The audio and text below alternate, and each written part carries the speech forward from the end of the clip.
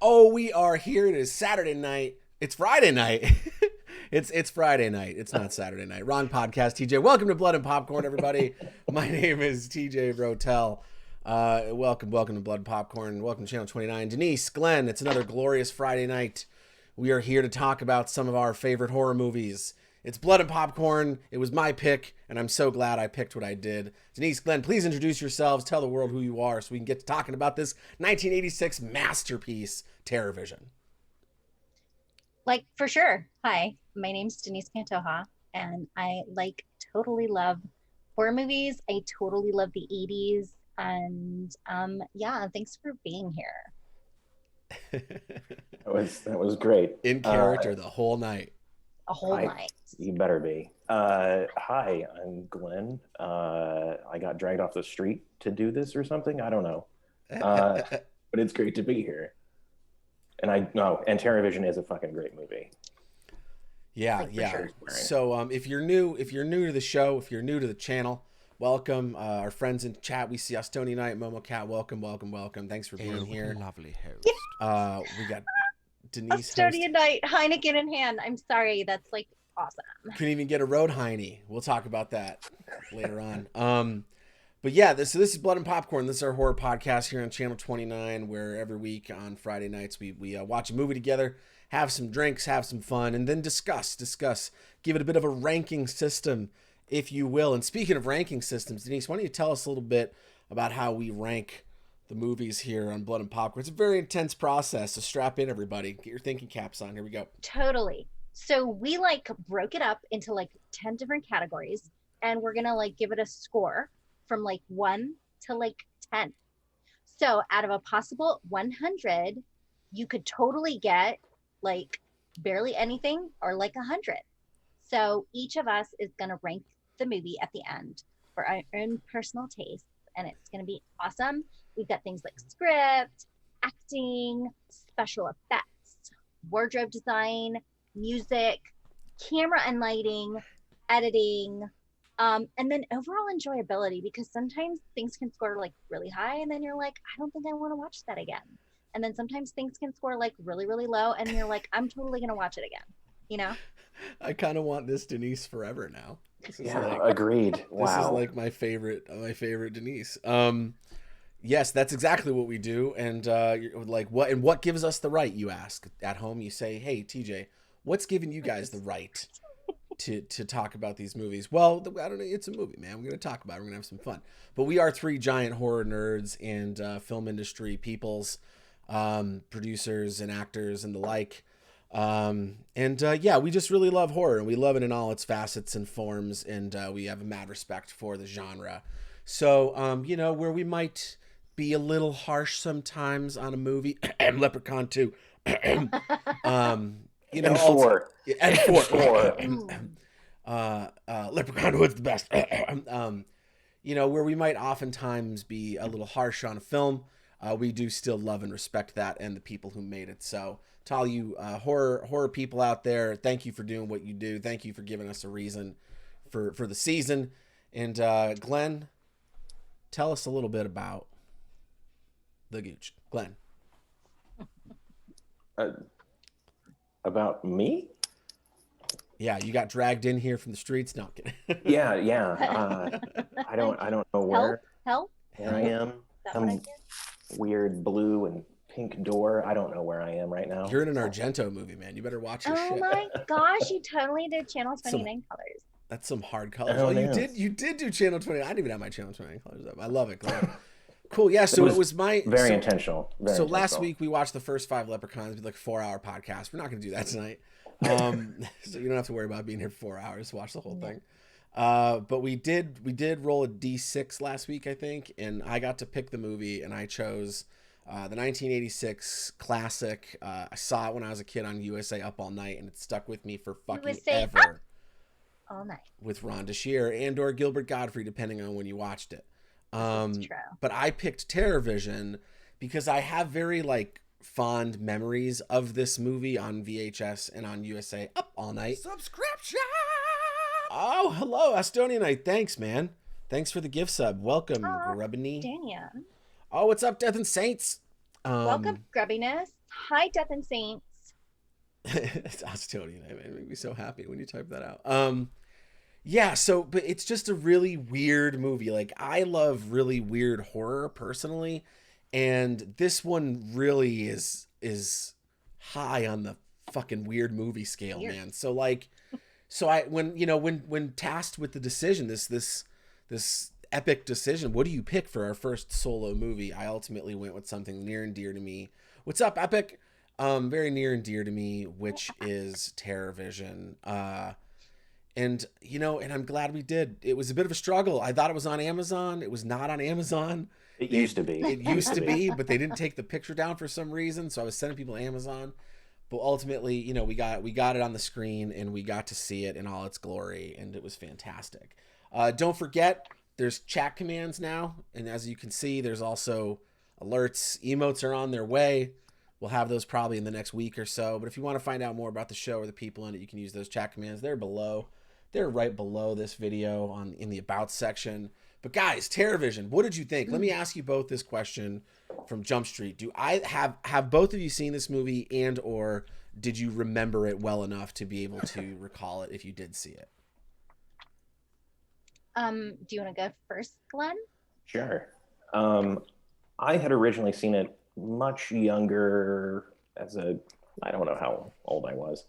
And I didn't actually care for it the first time because it wasn't how I thought it was going to be. I think when I was going to watch it, it was billed to me as like the Thing level fuck you up scary horror movie.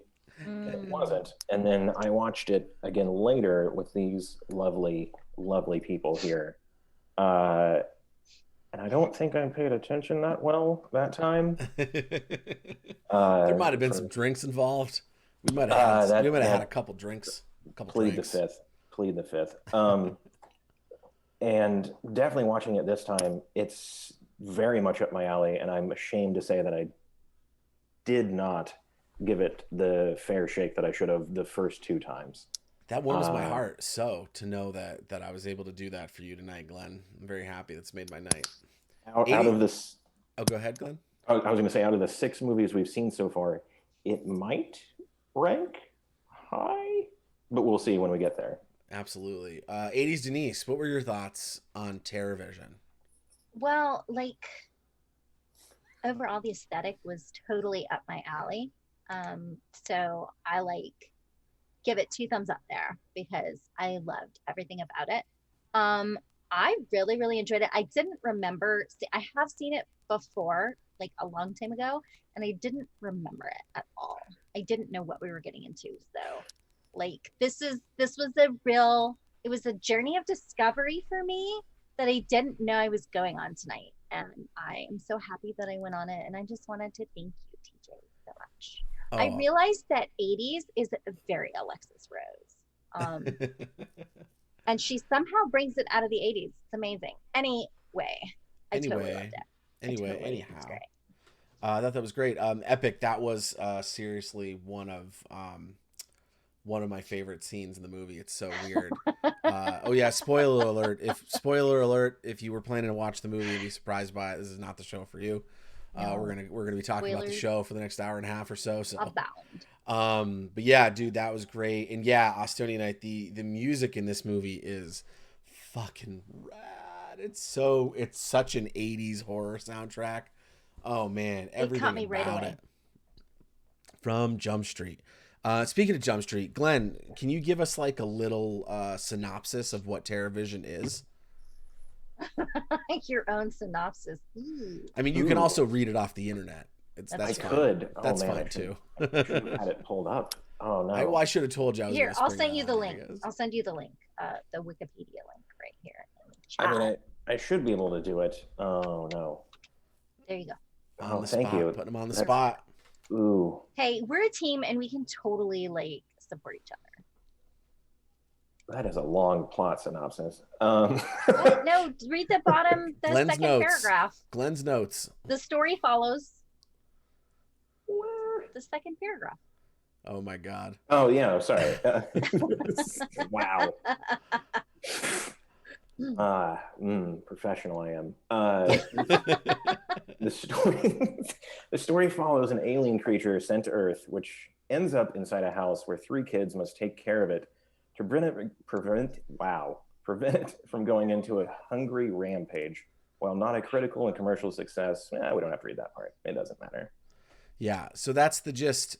So Alien Trash, which was an exterminated hungry beast, as we come to learn that it's called, is beamed to Earth because it's transformed into pure energy. Because why wouldn't it be during the extermination process, like you do when you're killing things? It's beamed to Earth and zapped into a do-it-yourself satellite kit that some of the craziest, weirdest movie characters I've ever seen. The Puttermans are this weird, like, California 80s family. Overtly sexual parents. Overtly, well, they're, swinger parents, like openly swinger parents to the whole family. Like, crazy Roman-inspired Turkish baths and things, like just like all kinds of crazy stuff, like crazy eccentric grandpa. It's just like this thing shows up and it just starts fucking murking everybody in the house. Like there's no stopping the thing. Like you're shooting it, you're blowing it up. The thing can't... Murking. Okay. I just want to be clear there. Google it. Yeah, get it done. Yeah, exactly. Alien pet escapes and terrorizes a family. That's exactly that's what perfect. That is. But yeah, so I mean, I think the thing that really gets me every time I watch this movie is how good the creature effects are. Absolutely. Like there's some really high end stuff for a movie, which what I would assume was probably less than $500,000 to make, maybe less than $250,000 in the 80s, I would argue. And this is actually made by was it Charles Band, right? Who would eventually go on to start Full Moon Features, and his brother did the soundtrack, and I think his other brother did, or someone else in his family was another producer on the show, and yeah, it's just a really strange and delightful movie. Like it's got like some really hard left turns in the plot, where we're like terrifying, and now it's a pet. And it's just such a weird experience. Yeah. What was your favorite part, Denise? Do you have a favorite part from the film? Favorite part? Ooh, yikes. Yikes. I was totally a huge fan of like I said, the wardrobe and the set design. I loved the minis at the beginning. I loved this like Cyndi Lauper, Madonna inspired teenage daughter. And while I am not aware of BDSM culture in general, they did have a bunch of art that apparently Glenn, the director, tell the story that you production looked up designer, during the film. According to the wealth of knowledge that I take as truth, IMDb said that the production designer and the director went around the City of Angels for some reason and went to various call out. Right, went to various houses of actual swingers and designed their sets around that. And if you've seen the movie, it makes a lot of sense because who else has a pool room based off of Roman bathhouse? Bathhouses, I guess. There were like statues with water coming out of boobs and like a lot of boob humor in this movie, like a metric ton of it. But I have to say the art was very 80s in the style, and there were just like scenes playing out, and I was very appreciative of the commitment to painting this picture of this wacky family. Yeah, it felt like maximum 80s, like what you think about when you think about like excess, like 4 gold chains with medallions and a shirt unbuttoned to your navel. Like excess cocaine fuel design decisions, just all kinds of bananas decision making. Glenn, what was your favorite part of the movie? Uh, Man, that's a good question. Um, I hate that I'm about to say this, but and I'll get to this when we do our scoring, but one of the best editing transitions was when they were watching Medusa, which is their Elvira stand-in. They super zoomed in on her boobs, which of course any child of the 80s, that's what they were doing. Yeah. And then they transitioned into a shot that actually worked from a movie that I actually like that you shouldn't watch because it's terrible. But 1957's The Giant Claw, which is just a giant creature feature from the 50s. And it actually worked. Really? You thought it worked? I did. I mean, was it the match cut of Lawrence of Arabia? No, but it was hilarious to me. It goes on had for a lot quite of a fun. bit.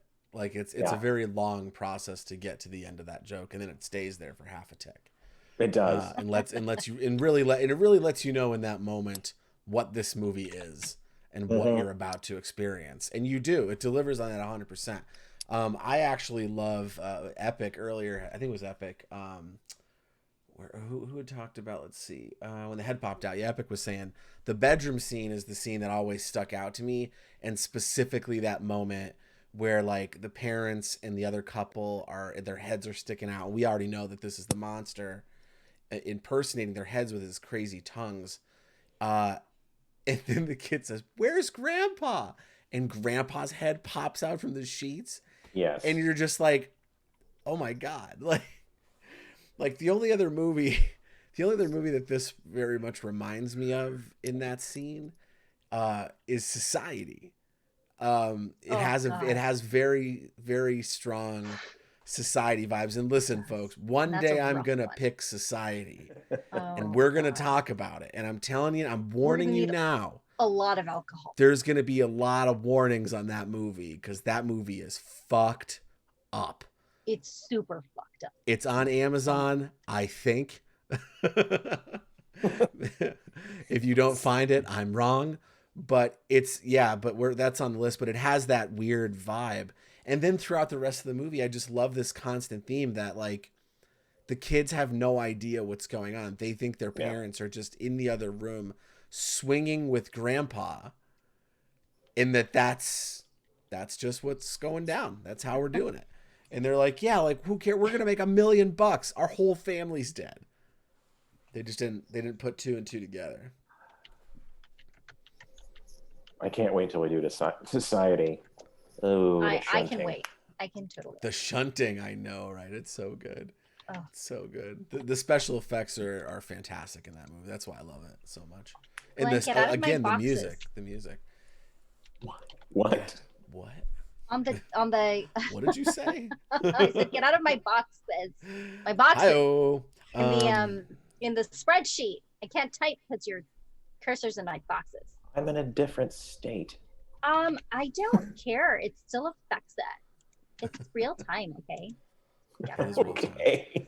So let's talk about the music for a second, because the music in this is fantastic. As a lot of 80s horror movies had, this movie has a title track like a song called TerrorVision, which we hear at the beginning. That's a TerrorVision, bum, bum, ba-da-da-dum, bum, which I love so much, and I love that like they put it right in the front, and they didn't make us wait for it till the end because it just like it gassed me up for the whole movie. Like that's the reason I love 80s B horror, or B horror in general, is because like if you know what you're making and you know what it is you're after a good time doing a thing that you love for people that adore that kind of a product. So there's like when you're like pedal to the metal on that concept, what you can make is so much fun because you don't have to second guess yourself anymore. Like, yeah, you want to put weird airplanes glued to Grandpa's hat and have him eat lizard tail jerky? Yeah, fucking why not? No one's gonna judge you for that decision because we all knew the movie we were getting from the first 15 seconds. And that's why I love genre movies like this. What did you guys think about the rest of the score? I mean, I thought it was pretty solid. Absolutely.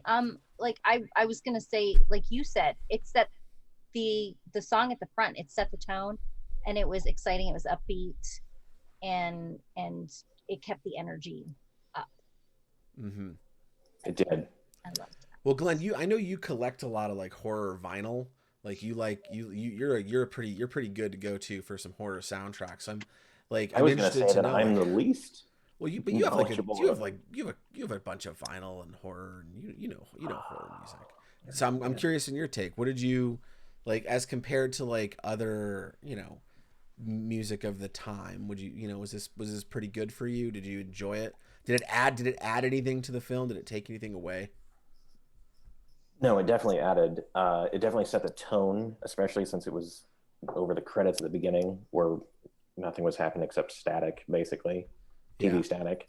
No, it was great. Like, I honestly don't like 80 music that much.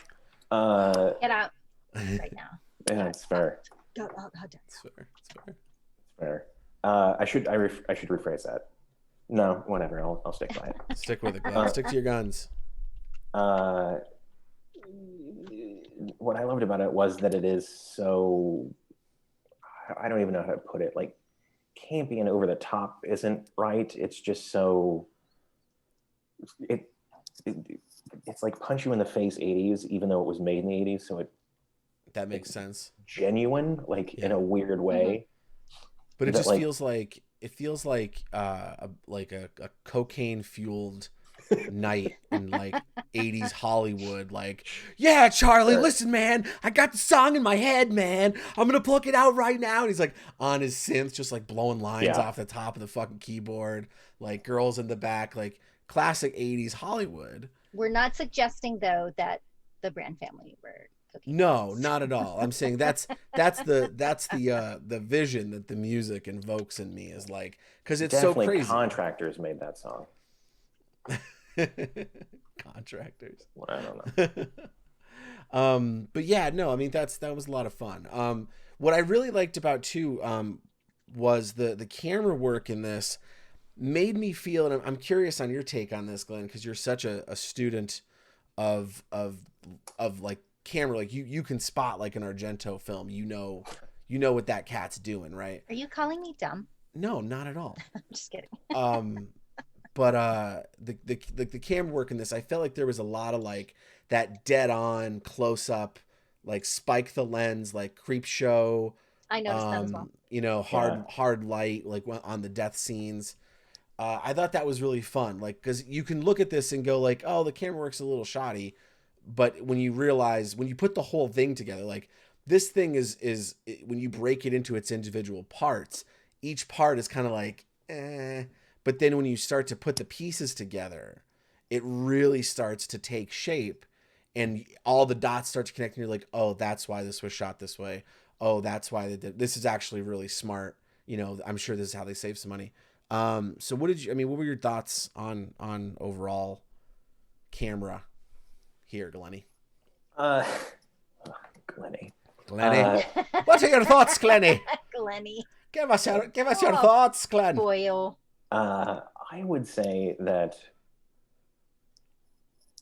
man, that's a good question. Like, it wasn't overtly arty or even like really very flashy. I'll say it was very competently done, lighting and composition wise.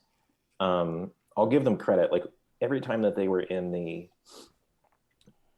bath house pool room, whatever you want to call that. Oh yeah, the pleasure palace, I think he called it. Right. The pleasure dome, one of the two. Mr. Putterman. He did say that. The putt hole, if you will. Hey-o. Oh, no, you didn't. They did a very good job of doing the water effect. Yeah. Which I've been on enough sets where like that's really not easy to do. there's always like grip and lighting trying to figure out how to do it, and it's always like, do we shine it off of water, or do we just have like Mylar and do this? Anyways, I will say, like you said, like the close-ups of all of the effects and creature, I think what it was is like, and as it should have been for a movie like this, I think they spent most of their budget on the creatures and the effects. Yeah. And they're like, we need this on fucking screen, as they should, and they lit it very well so you could see it, but it wasn't like you could see the seams and shit. Yeah. Well, I think that, like the benefit of like glycerin, right? Like just keep dumping it onto that monster and get them shiny, and all the defects go away. When you're shiny and you hit that thing with a 2K, it's gone. Everything that's wrong with it has disappeared.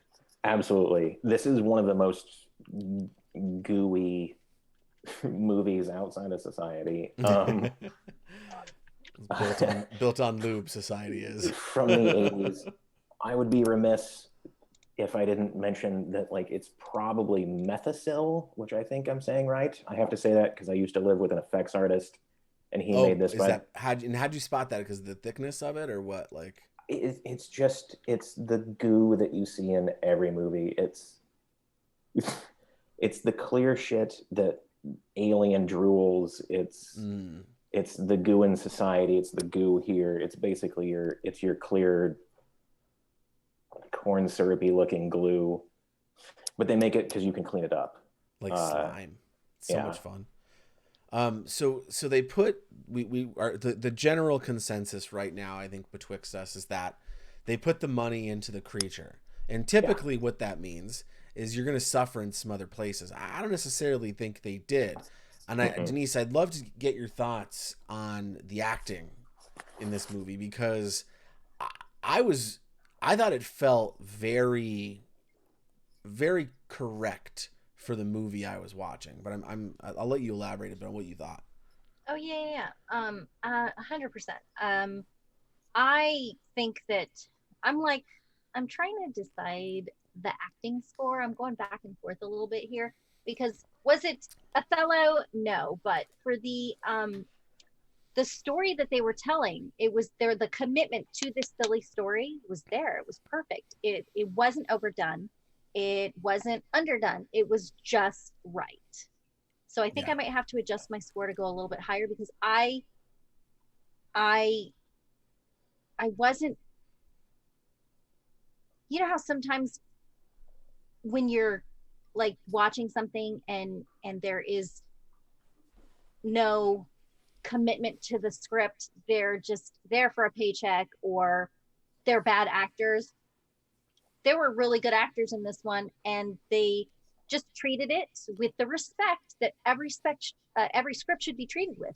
So if you're going to take a job and you're going to perform Othello or something in TerrorVision, you should treat it with the same amount of respect, because that is your job. That's the craft.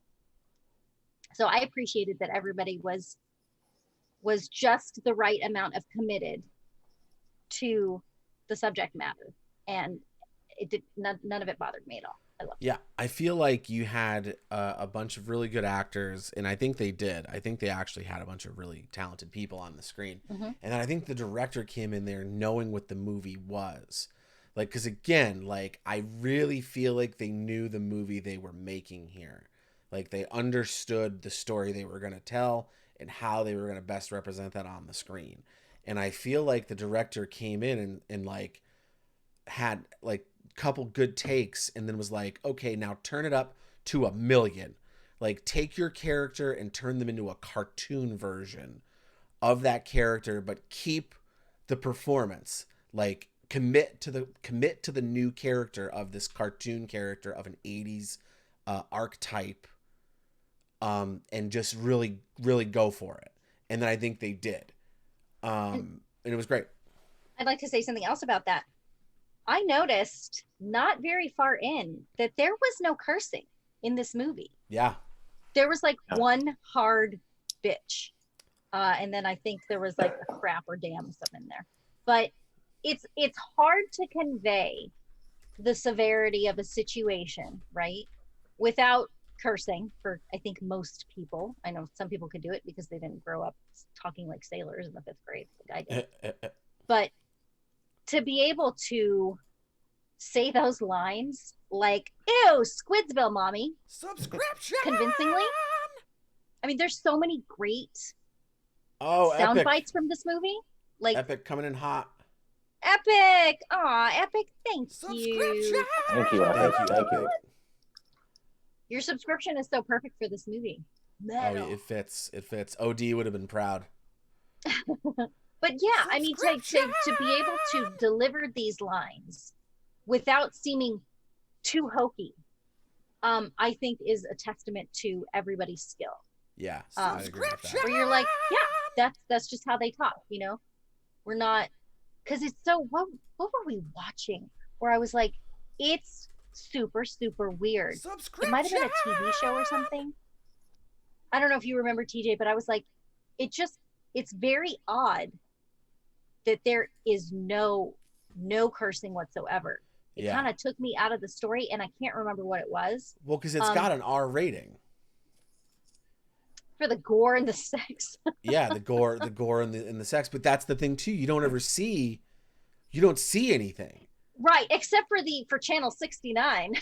Yeah, but did you actually see anything? No, it was the sounds. They were watching Society. And the bodies on top of each other. Was that Society? No. No, that would have been that'd be hilarious, amazing. though. But it could have been.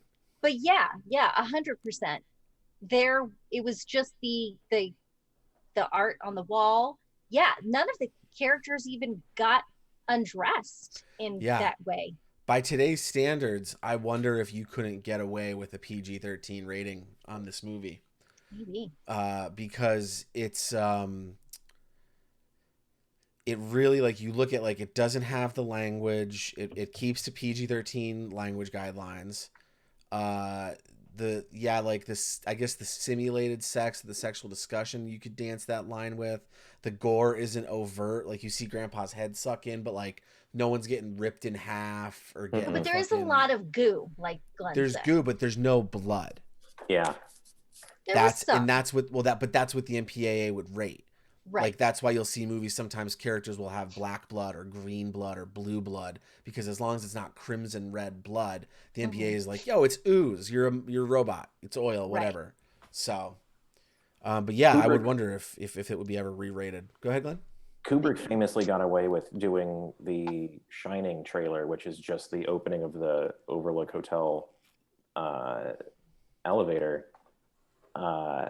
Clearly that's blood, especially if you've read the book or you're human. Like, clearly that's blood coming out of that. But he got away with it because he told them that it was just rusty water. Love it. No. Clearly blood. It's very much clearly. But anyways, there wasn't very much blood. You're right, there was some, but I think you see more in, like, Avengers. Yeah. Blood, not goo and weird. Goo and other chunks of things, you know. But yeah, like, I watched this as a kid. Like, this was, like, again, USA, Up All Night, 1 in the fucking morning in my house in Pennsylvania. Say it right. Well, you got to say it. USA Up All Night. Well, USA Up All Night. Yeah, there you go. I'm Gilbert Godfrey. I wonder if they did edit it at all.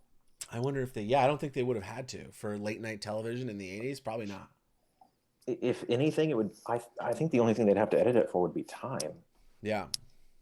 Because there's like not.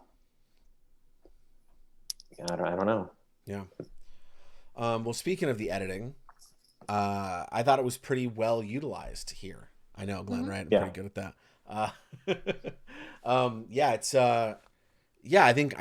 think they used it well, like especially in the death scenes and with really navigating around the creature so that not every shot had to be ultra wide to see it. Like, you got to see the up close work on several occasions. Like, and that's how you know the makeup was good. Like, we saw a lot of those, like, practical eyeball moves, you know, some puppeteering that somewhere. Like, you know, I thought it was really I thought it was pretty well done. Thoughts? Anyone have thoughts? I agree.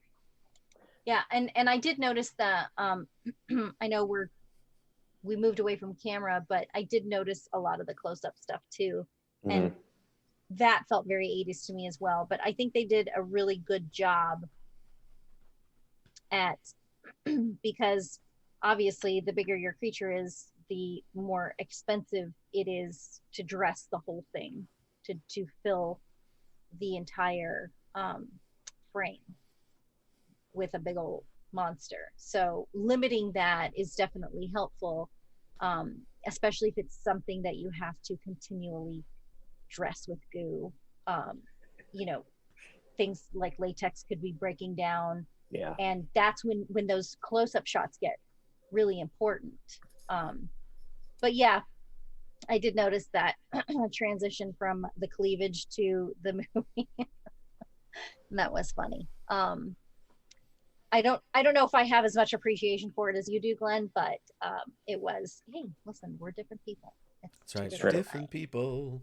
Um, Yeah, I wonder but if they didn't like shoot out all the wides of the creature in advance, knowing that like it wasn't going to last very long, like it was probably going to fall apart in the near future, and then just shoot the rest of the movie with the eyeball or the claw hand or a tentacle or something slapping around in there, like.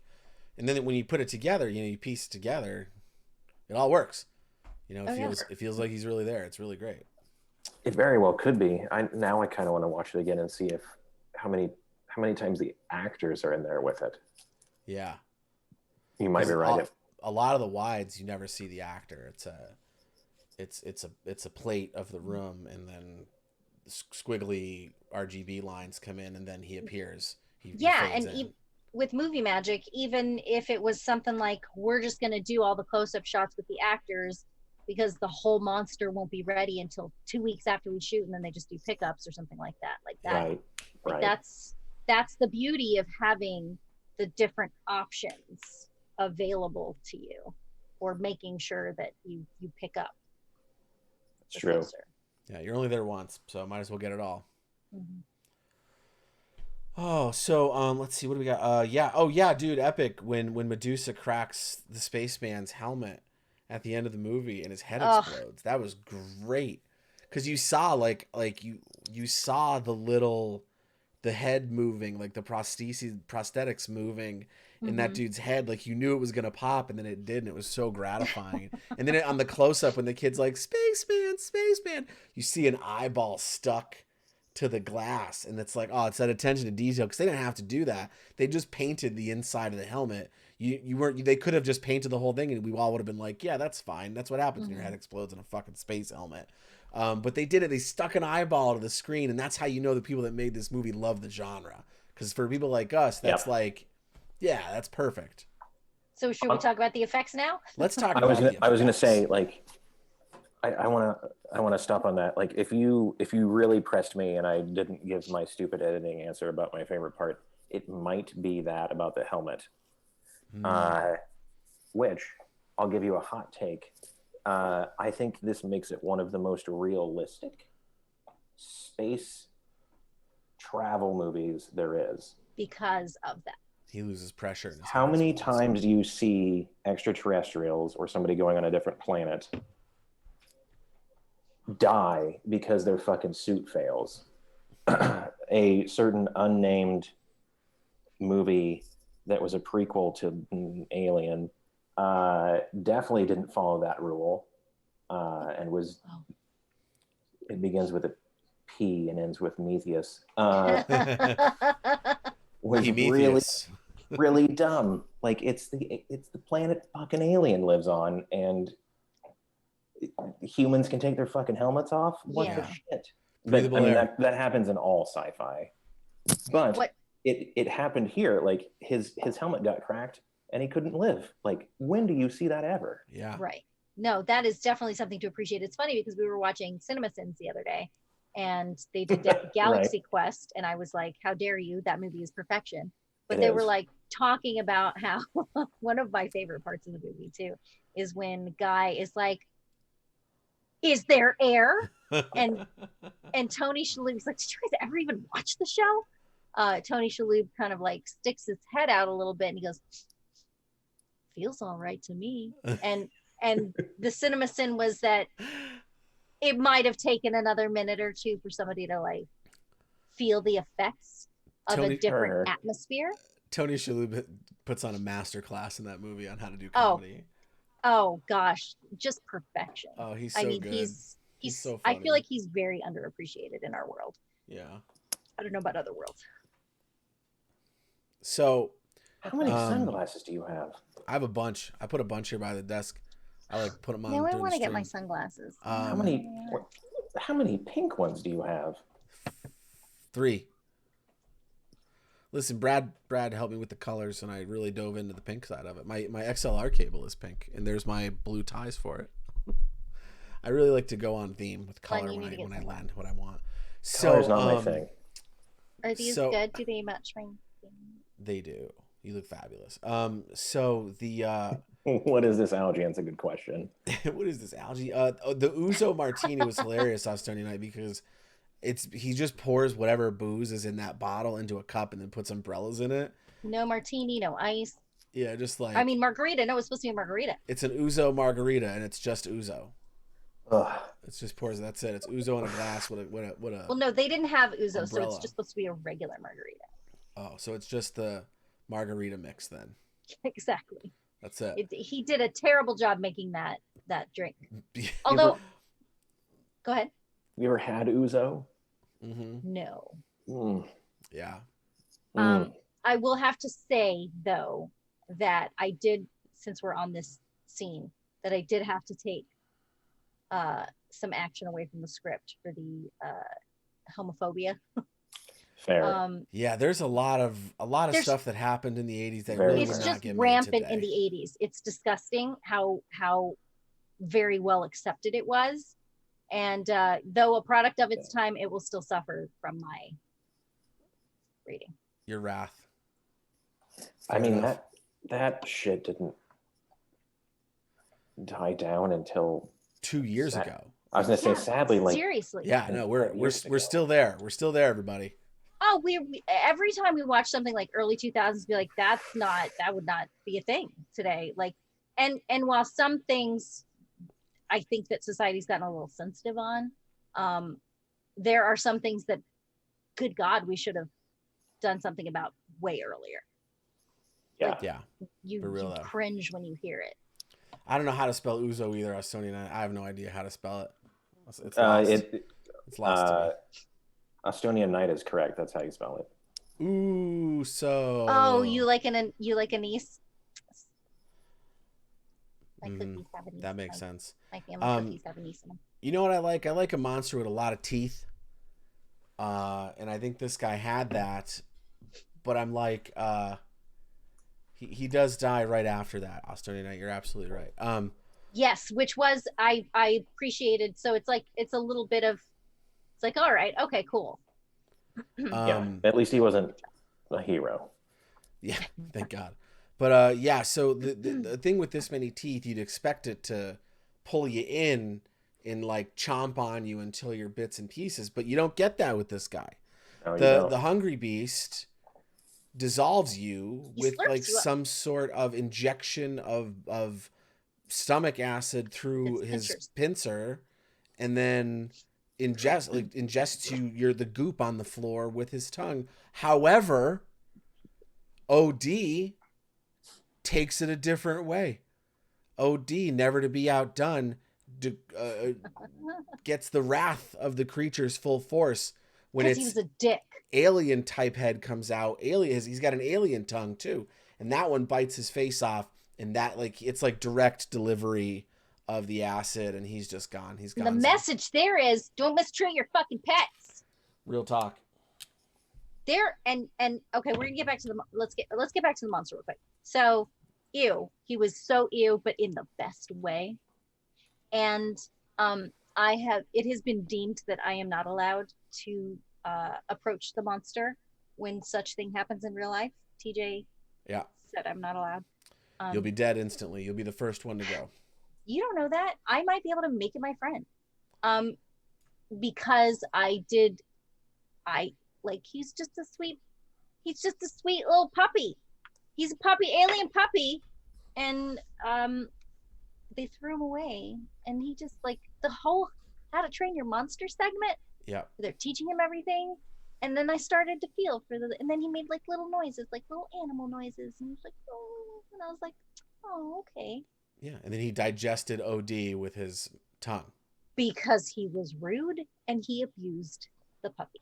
Beat for beat, DreamWorks ripped it off. How to Train Your Dragon. Yep. 100%. I think I actually saw a couple of the same shots, and I was like, why does this shot look so familiar? Oh, that's Toothless. But this guy was Tooth more. Teethful. Toothless and Tooth more. Toothful. Yeah, so I loved the puppeteering on the eyeballs. I love that they were all kind of like crazy all over the place, like making you think where can this thing actually see? What's its field of sight here on the creature? I thought it was really interesting that it had the ability to turn itself back into pure energy and make its way through the televisions. You know. The kid obviously came in clutch at the end. He finally got the message and started smashing the TVs out. Right. But alas, too late. Although at the very end, he did come through a broken TV. He did. Well, the alien came through the broken TV. Oh, the alien did. That's right. You know, so, that's the power of the DIY 100, though, Denise. You pay a premium price, you get what you pay for. This is true. Yeah, I think it probably would have been a little more believable if it had been something like the TV keeps pulling him back in because it's on the fritz, and then he keeps spitting him out. But it did seem very intentional. Yeah, he had control. The monster was doing. This is a highly intelligent being that had mutated, you know, which is a shame. But we do know they make great house pets on planet Pluton. Yeah. Yeah. You know, it's sad. It's sad when an animal goes rabbit and you got to send it to Earth via energy transfer into a satellite dish in the 80s. You know, it's just what happens. I think that's what we do here. We take the animal and we transfer it to pure energy and shoot it in the farthest reaches of space. I think that's how that goes here. It is. I don't know. Mm-hmm. I think you're wrong. Yep. There were, and it's amazing because this was one of the critiques of the movie, that they tried a little too hard, but there were actual messages in this movie, and it was very like at the time reliance on television. You know, he's telling everybody to destroy your TVs. Oh. And it was one of the critiques from critics being like, they tried a little too hard to push that agenda. But I think the other message is, don't mistreat your pets or they will eat. It's true. I could see that. Bob Barker was a producer on this movie. Neuter your pets. Say neuter your pets. Clearly you weren't sick enough in high school and junior high. Come on. Is that not what everybody watched when they were sick from school? No. Of course. I watched horror movies. I remember I have a very vivid memory of having an allergic reaction to some medication, getting hives as a kid, and my next door neighbor Barb, who worked at a video store at like the mall or something, Sugarman's or something, was like, "Hey, do you want me to bring you home any movies to watch when I get out of work?" And I was like, "Yeah, Nightmare on Elm Street and Friday the 13th." And my parents were like, "What?" And I was like, "Yeah, that's all I want to watch. It'll make me feel so much better." I was always a big fan, even at a young age. That's fair. Yeah. So it's interesting. I can't find. Why are you laughing? Estonian night. Sorry, it's coming in hot. Speaking new to your parents. Hilarious. I can't find anything on IMDb or Wikipedia for the budget. I couldn't find that either. No, I saw what it made. Its box office was like $320,000. Which so, I mean, in the '86 has got to be good. It probably made its money back. They probably made like $100K on it. I would guess. I have a feeling it didn't open in many theaters. It was pulled after 4 days, and I can't find necessarily why. I don't know if it was poor. That's if it crazy. Was like poor performance, or if there was like a protest or something. But yeah, I read on for realism and space travel. Like what the fuck? No, I'd probably guess the incest is what people might have been most upset about. Grandpa maybe being in bed. I with mean, mom and it dad. was It was like the monster's fault, though. There wasn't actual incest going on. Oh, but implied incest though is probably gonna That's stir some true. feathers in the Midwest, maybe. That's true. And very Uh, interestingly enough, I don't know if that sentence made sense. Grandpa's character is based on a real man who was a well-known 1960s LA anti-war street performer named General Hershey Bar. And if you'll notice, when he sits down with his grandson and they're about to watch TV, they eat a chocolate bar that looks a lot like a Hershey bar.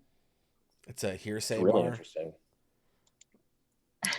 Hershey bar. Hearsay bars from Hearsay, Pennsylvania. Yeah, man. Well, you know, I think, who was your favorite, if you had to pick a favorite character from the movie, who would you guys choose? And a question to chat as well. If you've seen the movie, chat, who would you choose as your favorite character in the movie? Let's see if anyone answers. Denise, Glenn? The Hunger thoughts? Beast. I was gonna say it has to be the monster. I love the monster, but I love OD. I think OD is OD's so great. funny. That actor is OD's so great. great. He's been in so many great movies, and he always plays like a great monster. And just to see him with a terrible wig, and Oh, yeah. like He wore a wig to his audition. just like Yeah, for he was sure. such a funny metalhead character. He's the Wolf Man in Monster Squad. Monster Squad. I mean, outside of the monster, I gotta give it to Stan Garrett Graham, but that's just because I like Garrett Graham, and mainly the reason I like him is because one of my favorite movies is underseen and shouldn't be.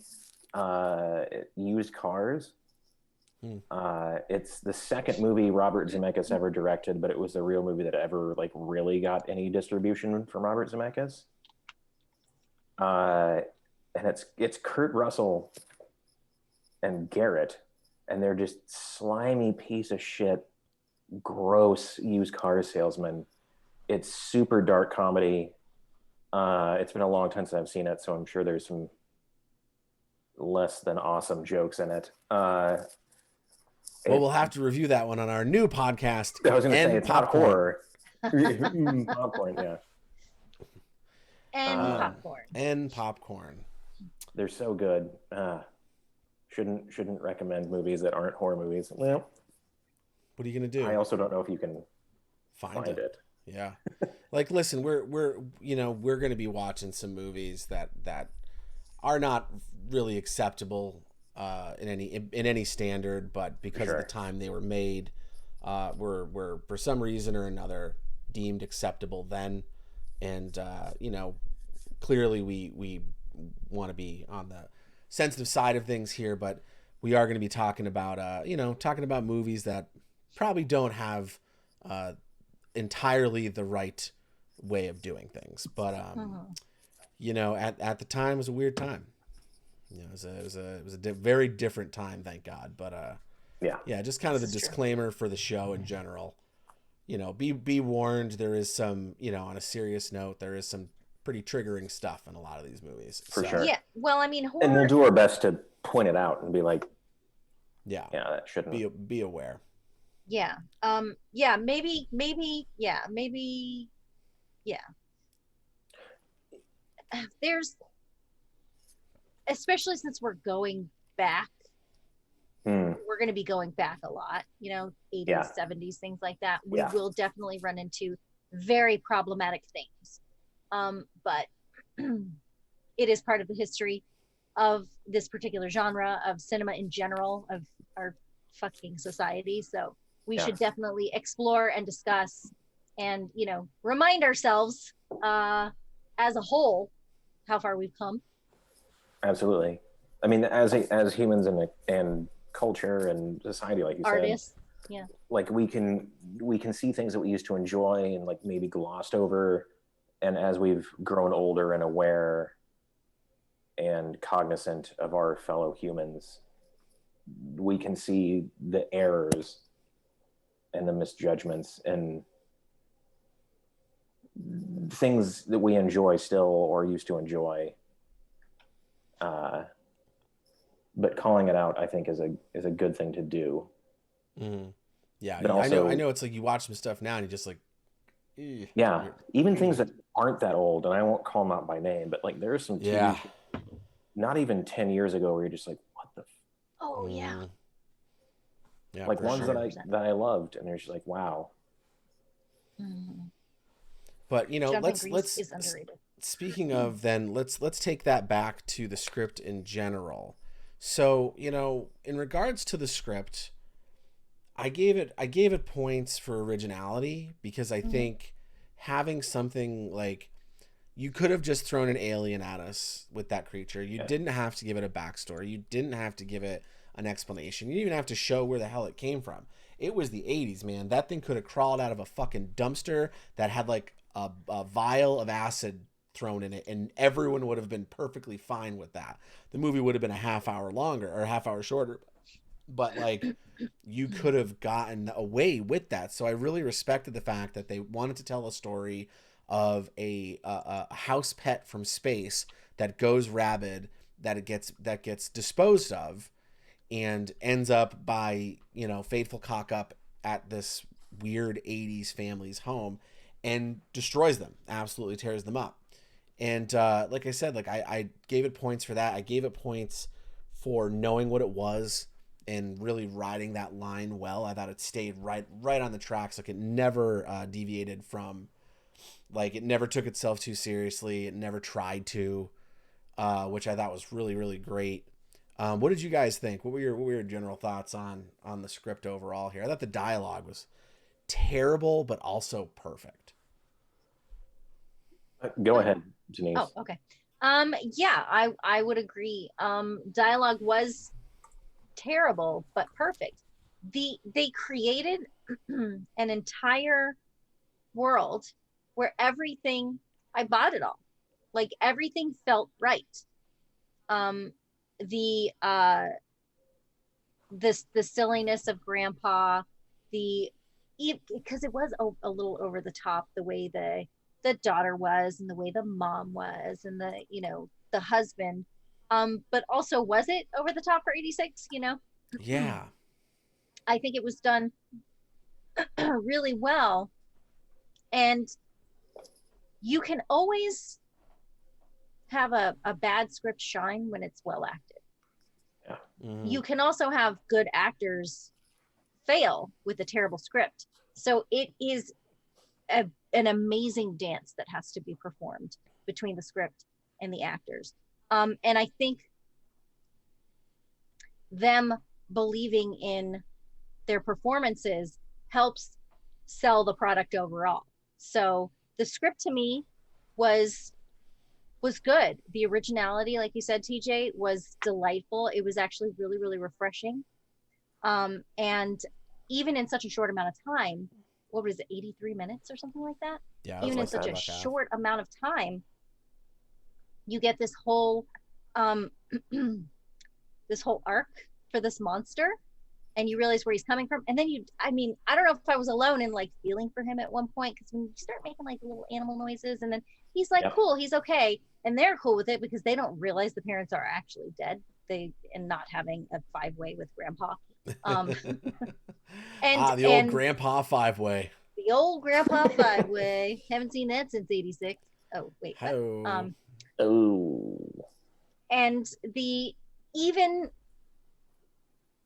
it's never acceptable, but they even just barely touched on that homophobia that is so distasteful. Like they didn't beat us over the head with it.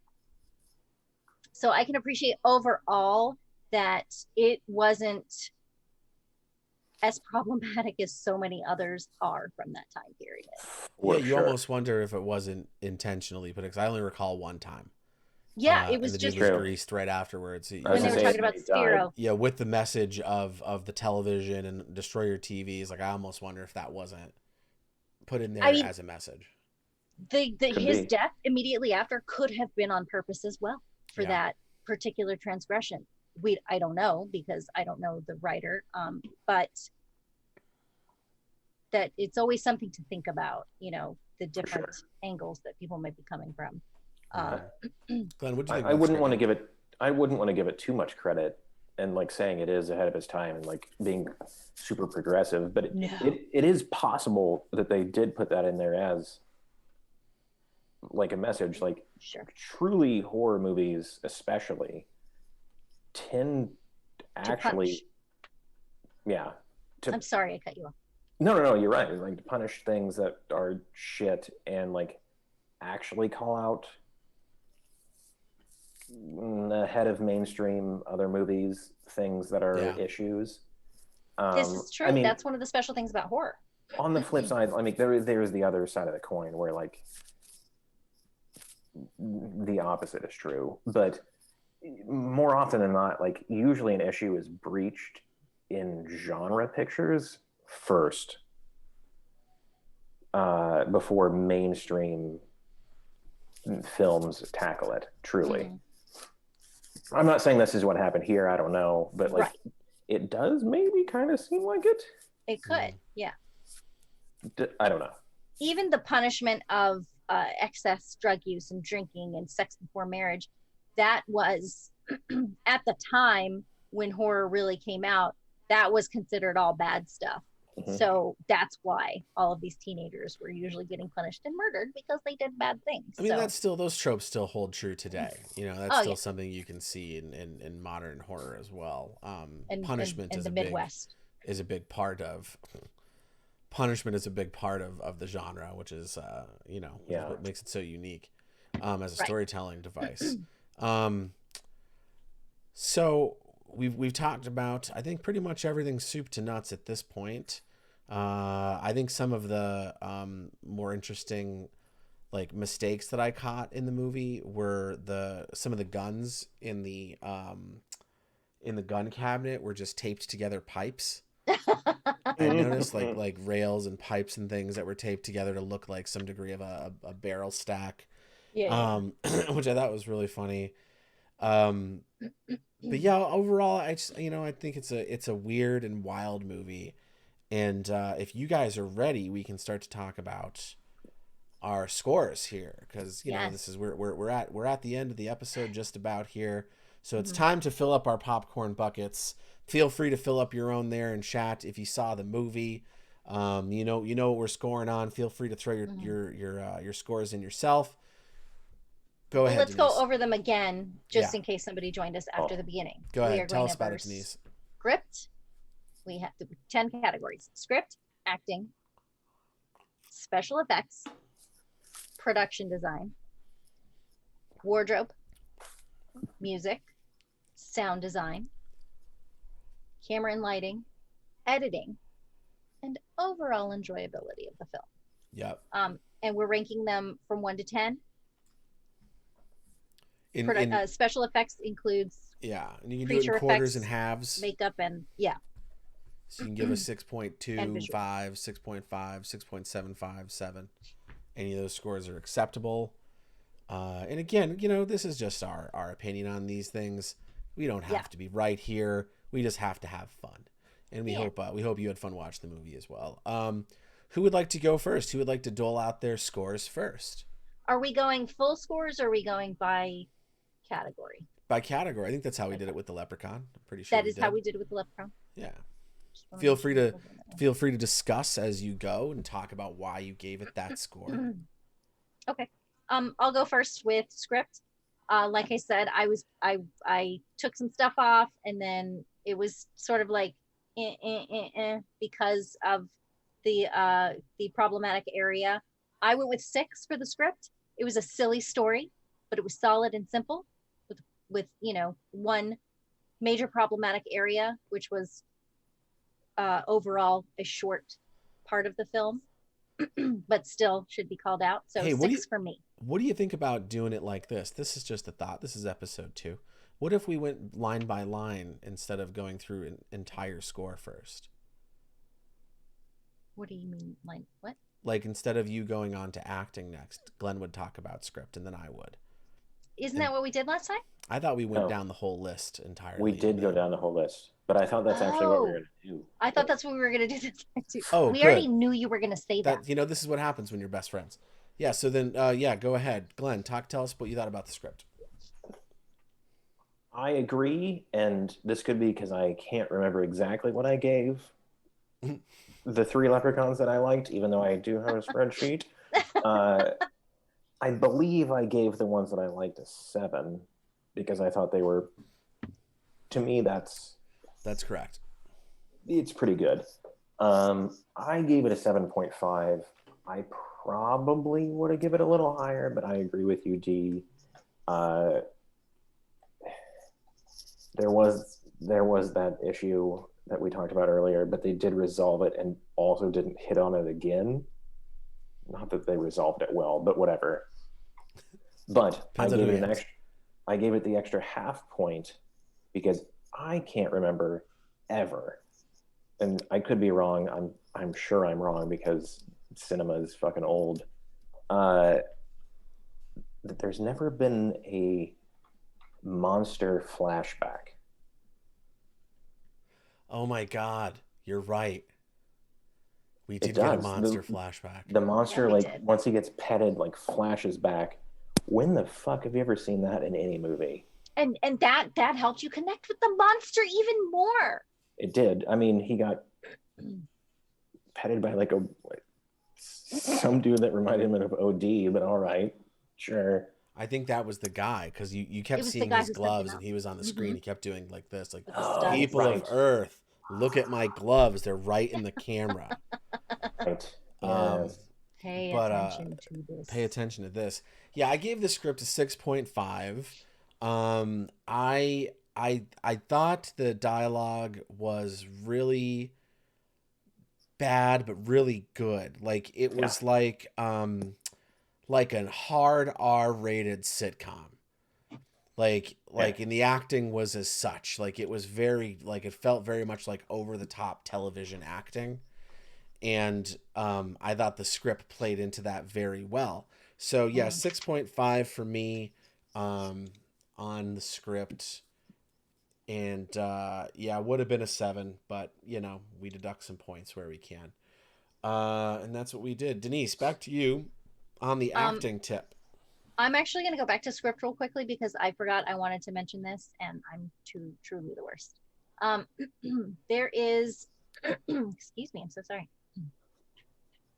Where is it? I just had it. There is here we go. Grandpa Putterman.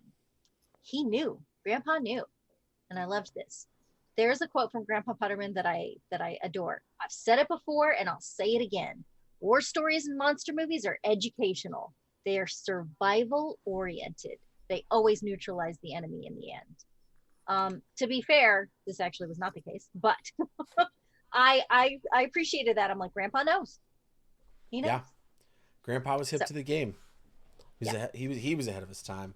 He's got sustainable economy on the mind, using lizard tail for jerky. That's a no kill food.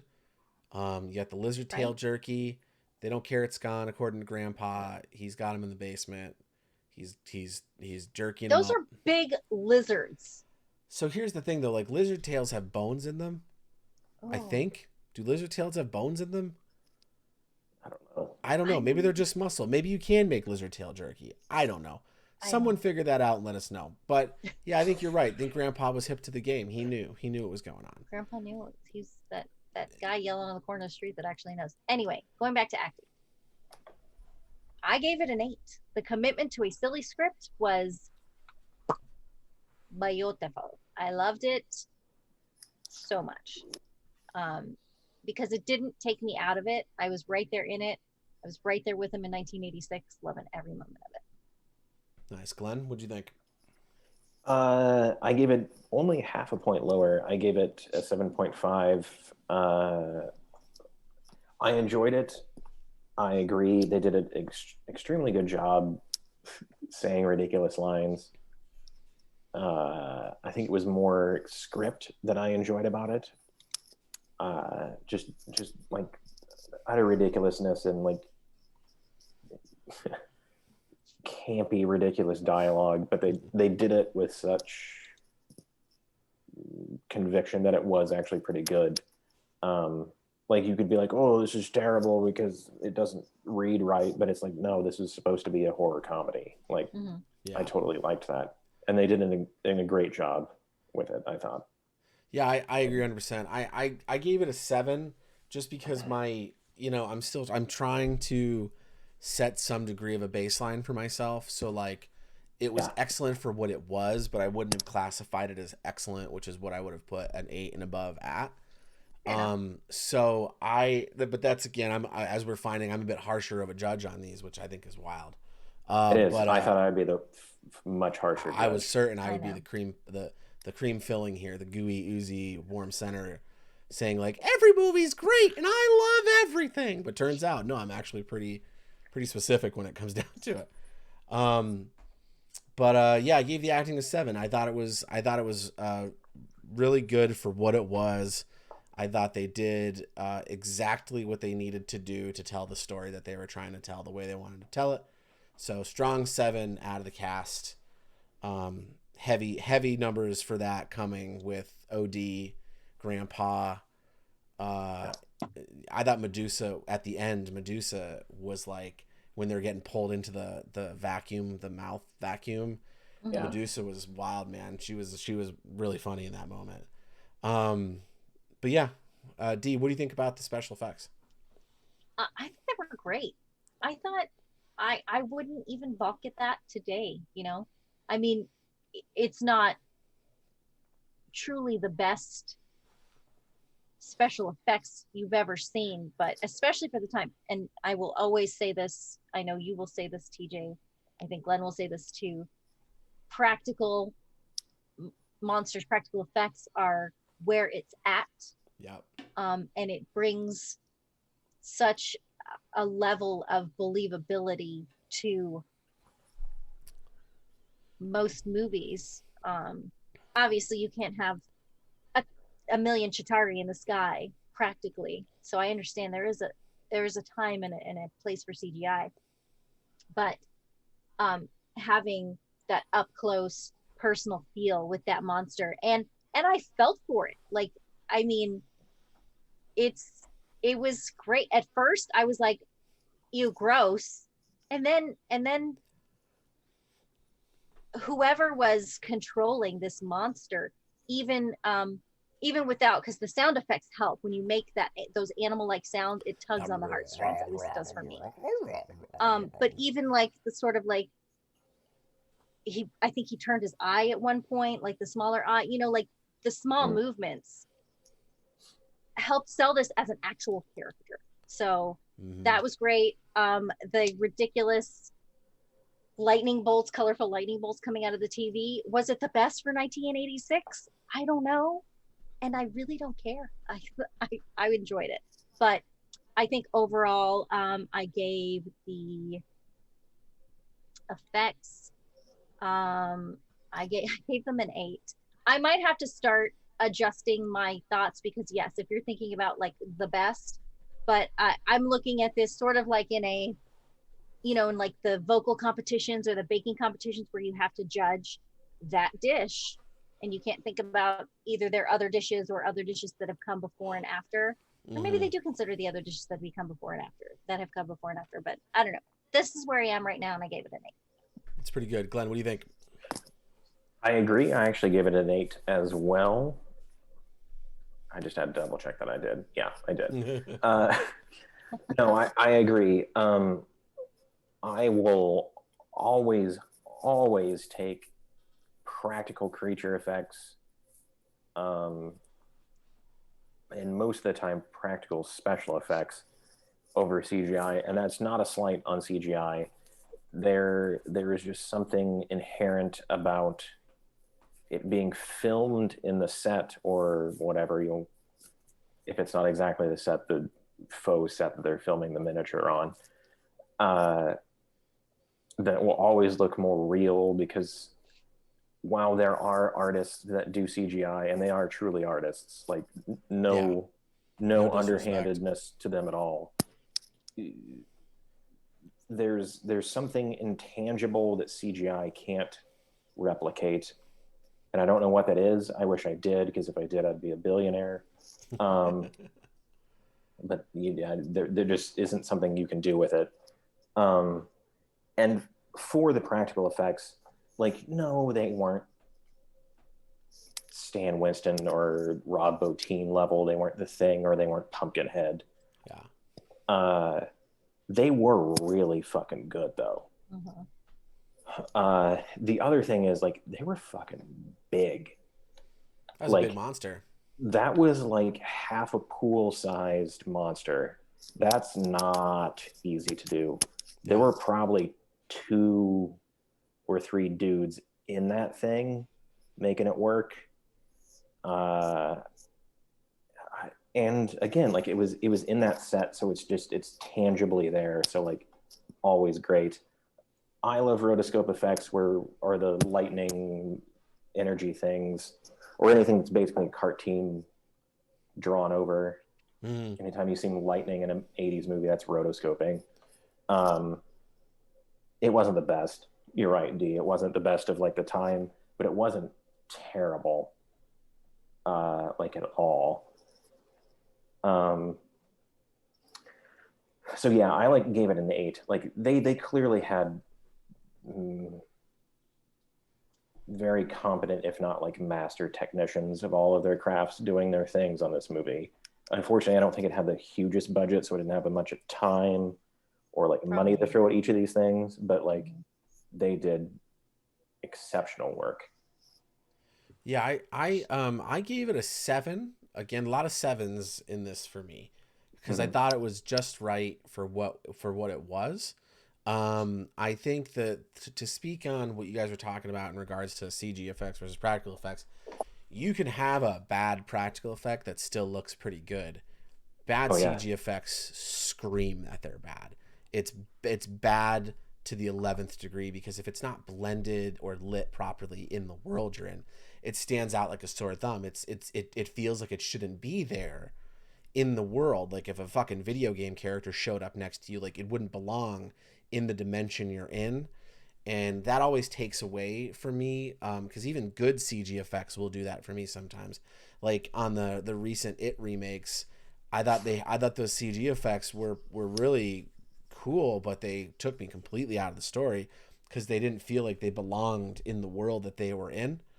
And I think that where the creature effects in this were really good, there wasn't a ton of moving parts. It was basically a giant block, which what I would assume was on some dollies or something to move it around, and like a floppy arm and some moving eyeballs and some articulation there, and a big puppet for the mouth. So like I didn't go super ham on the special effects, because I also did remove some away. I think if it was just the creature effects, I probably would have done like a 7.5, maybe an 8. But because I took into account the other effects that were going on in the movie, I ended up going with a 7. But overall, I'm really happy with it. Like I said, like a lot of my scores in this are 7s, because I think it felt just perfect in the slot for what this movie was. But that brings us to, go ahead, Glenn. I think that's the other thing to say about CGI, is that like practical effects are as bad as they are, period. Yeah. When you see a CGI effect that's like, that you, let's say in 2021 where we are now, and you're like, oh, that was an 8, but like in 10 years you're gonna be like, oh, that's a fucking 6. But the practical effect will never change its value, because practical effects don't really change in quality because they're always physically there. Yeah. Whereas you're just like, oh, that looks like in the 90s, you're like, that looks like a PS2 graphic. And then like now you're like, that looks like a PS5 graphic. But like people who are in the future and be like, well, that looks like a PS5 graphic. We're on PS9. And it's like a PS, you know what I'm saying? A POS. That's what I'm saying. But anyway. Yeah, no, you're absolutely right, Glenn. And the thing too about when you have a practical effect and you have a practical creature like that, if you're there in the day and you're like, oh man, this does not look as great as it does, throw more lube on it, man. Throw some goo on that guy. Make him real shiny. Light's gonna bounce off him. He's gonna look really cool. You got enough there to work with. CG, man, it's not as tactile, man. I love that tactile. That's why I love miniature sets so much. Agreed. Yeah. But you know, well done on the effects side there. What about production design? Let's talk about the sets. Let's talk about what we were looking at. Where were our characters? What happened to my? Did I not? Oh, I thought I erased my notes, but maybe I didn't take notes. Okay. Do. Production design. I thought it was delightful. Get it? Because my name's D. Anyway. Right. It was very, very obviously on a soundstage. Yeah. The I don't even know if that was a translite. I guess it had to be a translite. It was terrible. The backyard was terrible. It was. But the house, the set deck was so good. Yeah. It was quintessential 80s. They told the story of the characters through this design with the art on the walls, which I love. I love it. With the fucking sunken living room, with the hot tub, Roman bath. I mean, everything so perfectly. Like, you only had to hear a couple of times that the parents were swingers, or at least trying to be swingers, and you're like, yeah, I get it. Makes sense. The bunker for Grandpa was perfect. I mean, he's running around protesting. He's got a sign in the beginning, and he puts it on the boob fountain and walks away. One of many boob fountains in the house. One of many boob fountains. The boob fountain. You've reached the pinnacle of success when you have more than one boob fountain in your house. This is true. Listen, I don't know what he did for a living, but Mr. Putterman, Mr. Putterman was. I like to think he was. He drove pro. a Porsche. He owned a mini. I bet they owned a chain of SoCal mini golf places. The Puttermans. That makes sense. That's what I would bet. Also, I adored the minis. They gave me life. Always looking for a hole in one. Or a hole in two. You know. Yikes. Anywho, the minis at the beginning were delightful. I really, really enjoyed them when they were on Planet Pluton. I'm just going to keep talking over you because, oh my gosh. And then I read a little trivia here in the prologue when they were on Planet Proton. A model of the USS Enterprise can be seen upside down, missing its engines, painted to look like one of the buildings. Adorable. I gave it an 8 Charles. Because I absolutely loved the set deck. I thought it really brought you into who that family was. Yeah, good call. Glenn, what'd you think? Same score and basically the same reasons. Like, you're right. The background to the exterior was very subpar, but you didn't spend a whole lot of time out there outside of the beginning of the movie. And you're right, like the set deck was so 80s it hurt in a good way. Mm-hmm. And I give them, I probably would have given them a 7, but like after I found out that they like actually went around to swingers places in LA. That's amazing. To like figure out what swingers places look like and they designed it after that, like that's fucking good for you. I'm so sorry, TJ, can I say one more thing? Yeah, of course. And are you done, Glenn? I'm sorry. Yeah, I was. Okay. It was so good that you forget how terrible everything else is, because the bedroom wasn't great. No. They didn't have anything but the bed. It was so small. And they had decorated such a tiny part of it, but the art shines. It shines so much that you forget about the really terrible, the breaking through of the walls because of the monster and the grenade and whatnot. You know, that wasn't great either. But everything else was just so beautifully decorated that I forgave it. See, I didn't. I saw that. I ended up giving it yet again a 7. I thought it was good for what it was. I think there was like a few places where where some pieces just kind of felt thrown in the shot to create more real estate for the set deck. Mm-hmm. But overall, did it convey the message that you were in the house of two wild 80s swingers? 1,000%. You couldn't have done it better. But overall, it was just kind of, it was good. It was, I don't have anything super hot Oh, thanks, Astonia Knight. Appreciate that. Thank you. Oh, hey, Aw. hey, what's up, Yeah, Sean? thank you. Thanks, Hope Astonia. you're doing Hi, well. Brain Beast. But yeah, like it was great. Like I really liked it. I thought it was perfectly suited, but Cheers. there were some holes in that set. Like the outside was obviously like I didn't it didn't bother me. It again, a lot of this felt like a weird sitcom style movie. So like I for that I forgave it, but like a lot of it, some of it was just a little too simple. Like they dumped 90% of the budget inside the house, which is precisely where they should have. That's where 90% of the movie takes place. But I didn't want to sing its praises too high because it wasn't perfect for me. So I gave it a 7.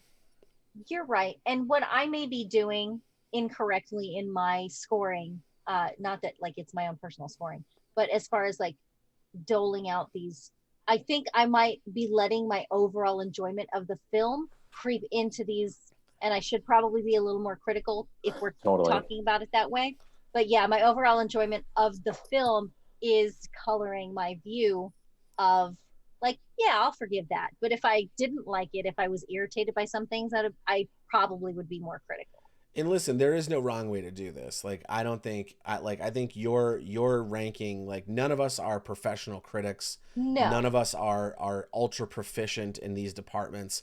We're producers, like, and production people predominantly. Like, yeah, I've spent some time in G&E. You've spent some time in wardrobe and art. Glenn, you've been in the office. You've been on set. Like all of us have done a bunch of shit in a movie before, but none of us are department heads in any of these departments. This is opinionated stuff. So if Denise, if you enjoyed it and you forgave it, that's your opinion, man. And I wouldn't change that to be more critical. If I'm being critical over here, that's okay. No, no, Like, no. But if I'm thinking about it, yeah, I should be. This is how it should be. But it is interesting, and I mentioned this last time, how it is coloring my view. Like I was so much angrier at the wardrobe and the set design for Leprechaun 2 because it made me angry. Or that particular part made me angry, so I was so much more critical of a bunch of other things. So it's very interesting to note. I'm an emotional person. I don't know what to do. And maybe you just can't trust me to be a critic. I'll leave. Good. Well, there you have it, folks. Thanks for being here tonight. You're the first to hear. Denise is gone. She's off the show. Tune in next week for Blood and Popcorn with TJ and Glenn. Have a great night. Goodbye. No, I think it's I struggle with that sometimes too, and I'm glad we have that enjoyment score, because every time I find myself in a moment like that where I find something that I'm like, this isn't as good as I want to score it, I move that half point or point into the enjoyment category. And that's what I should be doing, because that's what we talked about. And yes, there's no wrong way to do it. I'm scoring my own thing out of it's of my own volition. It's my own personal opinion, but I think I should probably remember that when I am and do that same thing. So. Well, lucky for us, this is only episode 2 and we're greenlit for 12 episodes. So things can change whenever. We'll see how we do. We'll see if you could step up your game in time to save the show for season 2, Denise.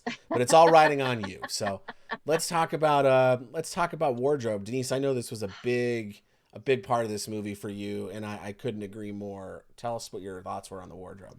I gave that an 8, even though I'm saying it was perfection.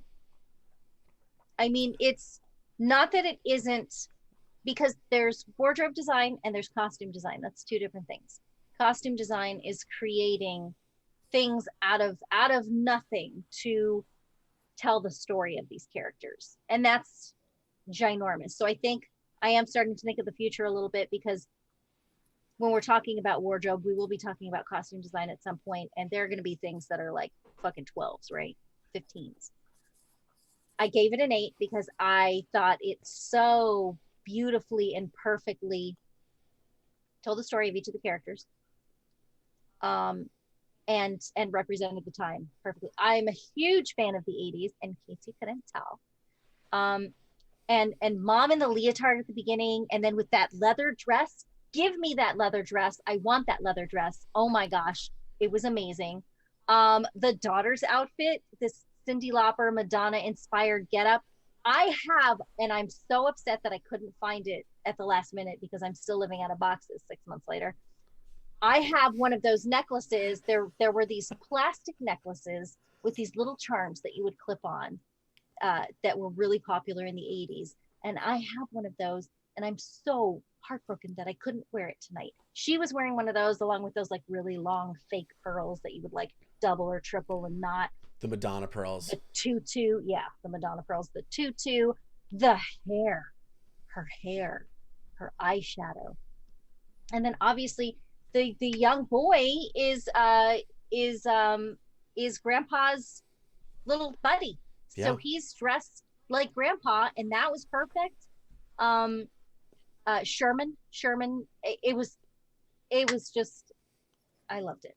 And it told you what kind of 80s character each one of them was. I bet when Sherman goes off, and he would have, if he wasn't consumed by the monster at the end of the movie, he would have gone off to serve in this country's military.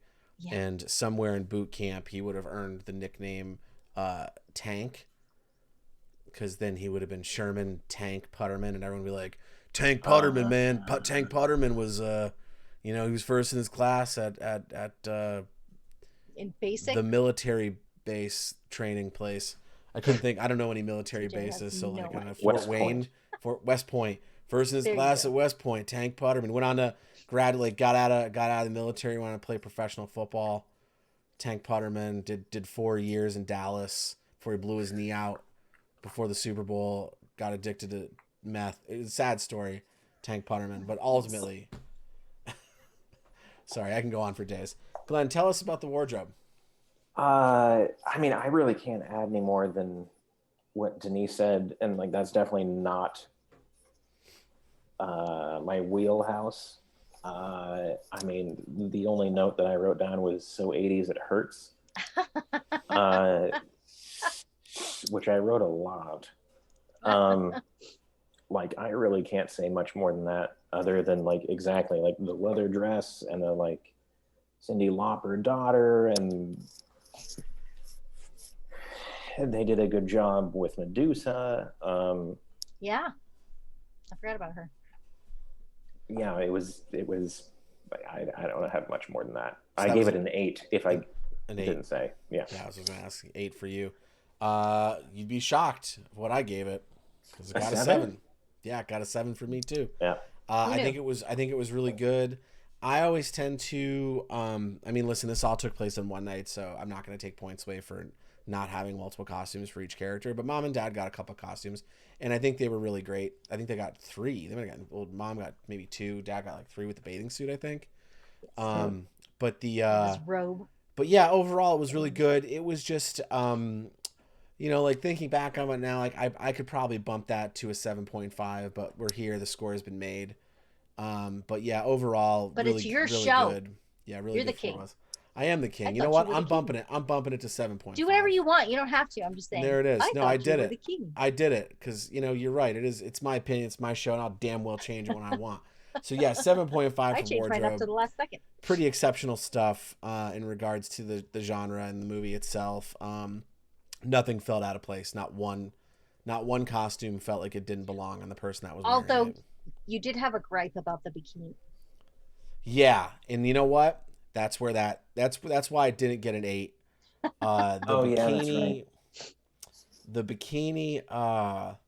The couple that they brought home.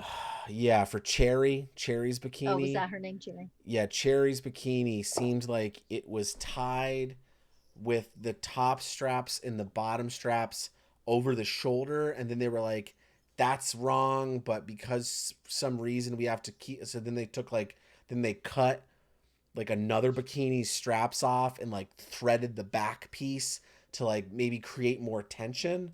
Like maybe that was it. Maybe the bathing suit was too big and they were like, it's not going to fit this way. We'll rig it up in the back and create another tension point in the center to pull it tighter, and we'll pull all the slack up, and maybe that's how they did it. But it looked wonky as shit. So it lost half a point for a wonky bathing suit. Congratulations, wardrobe department. Yikes. Austonian, yes, that is 100% correct. Yes, Odd Movie Master, he's super. Medusa was Elvira meets Rhonda. Oh, Rhonda Shear, yeah. Yeah, like it was Rhonda Shear. two of the best I wonder two what of the she's up to best these horror days. movie icons. Rhonda Shear's got an intimates line, which Oh, I'm all about exploring. Yeah. So if you need intimates or you know somebody who needs intimates, Rhonda Shear designs them. And I don't good know. for her. I don't think I know what intimates are. Like bras and panties and Oh, okay. that's I don't those are wear intimates. either, so that makes sense. I wear underwear, but it's not designed by Rhonda Shear. It's not. It's not. Let me see what it's called. Women's seamless intimates. It's called Rhonda Shear. You just look up Rhonda Shear. Has sheer always been spelled as in the fabric? It's Shear. And she didn't change it for the company? She will not change. No. Half a point off. How are you going to miss an opportunity like that? It's her own name, TJ. I know, but it's But I hilarious really- for the gag, for the joke. How do you not? I mean, it all looks very comfortable. I believe it, and I believe Listen, you. I'm let's- all about it. But let's talk about some music. Let's take to the keys. Talk about the music, Denise. Tell us about your music score. My music score was also an 8. Listen, it set the tone. It was exciting, and I think that we should normalize bringing back songs that also tell the story. Songs with the title in the fucking lyrics. Yep. That's just me. That's what I feel like we should do. And yeah, I give that an 8. Yeah. I gave it a 7.5, which isn't far off.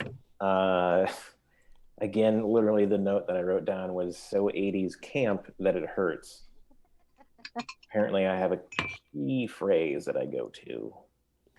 Great. But I really did enjoy it though. And so soon, just in episode 2, you've already got a catchphrase. I love it. Nicely done. Nicely done, Glenn. I surprisingly gave it an 8. Because it would have been a 7, but the title song bumped it an entire point because I love when you get like the Freddy's Dead rap, or Nightmare on My Street with Fresh Prince and Jazzy Jeff. I fucking love Vanilla Ice's Ninja Turtle rap from Secret of the Ooze. Anytime, yeah, I love Lep in the Hood. I Do No Good. If you can somehow work in your movie into song form to tell me a bit about that story and help me understand a bit of the narrative we're going for here, it's a whole point up. The Ghostbusters songs, I mean, or was the one from the second one, right?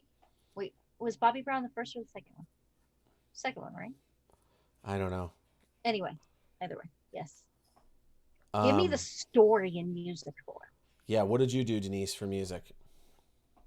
Richard Brand. Oh, you went. I'm sorry. I'm sorry. We already did it. We're done with music. I was the last one. We finished the show 20 minutes ago, TJ. Man, I gotta stop drinking. No. So did everyone do their music piece? Did I just black out for a second? Yeah. Great. All right. Yeah, music was an 8. Super duper. Well done. Sound design, Denise. 7. Good. No complaints. Like I said, I mean, maybe I should have even bumped it up a little bit. The sound of the Hunger Beast, like that, it helped not humanize him, but helped make him a cute little pet. So that was appreciated in the telling of his story. Yeah, I bet on his planet he looks like a Ditto, like a Pokemon Ditto. I bet that's what he is. I mean, he looked the same before he was shot out into space, but. Well, but that's because he had already mutated. Oh, right. Initially, my bad. Also, yeah, I think that thing was a Ditto, and then it mutated and became the Hunger Beast. The Hunger Beast. Glenn, what about you, man? What'd you think about the sound? I mean, like you, I usually go with a 7 for baseline if it's not terrible. That's kind of where I start. I give it a 7.5. I thought it was pretty good. The effects sounds, I think, actually gave me an extra half point. just because I didn't notice any like normal canned sounds that I think I heard in the original like Leprechaun movies.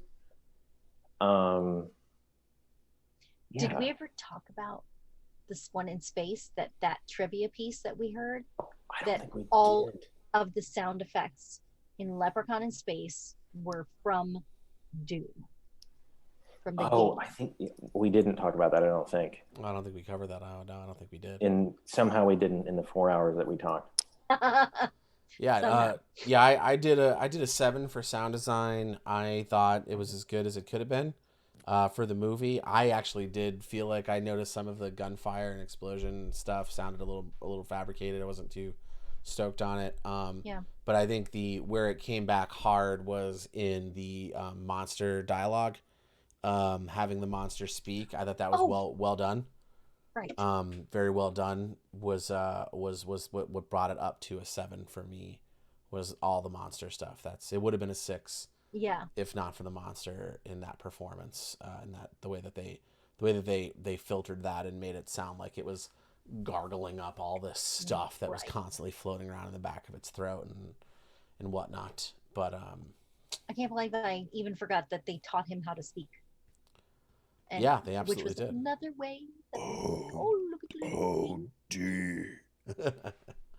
It was great, man. Well, Glenn stepped away for a second, but D, let's get into camera and lighting. What were your thoughts on the C&L there? Cameron lighting, what the shit happened to my score? I put a 7.5, and it was partly because of those close-up shots, which I don't even know. I mean, I can't say because I don't have a whole lot of history, like film history background.